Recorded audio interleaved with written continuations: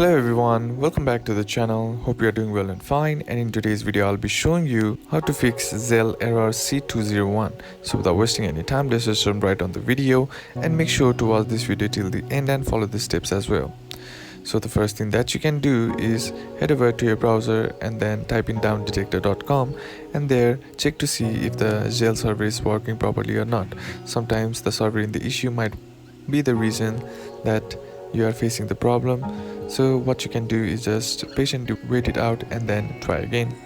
And if that still doesn't fix the issue, then what you can do is head over to the Zelle homepage and then scroll down until you find the contact support option right here. And once you do that, you'll be sent to the contact support page.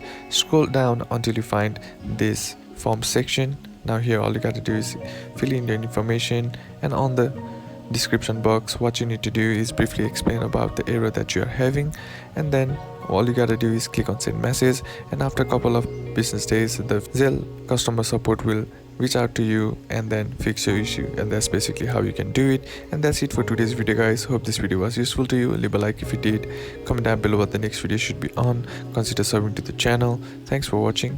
Bye bye.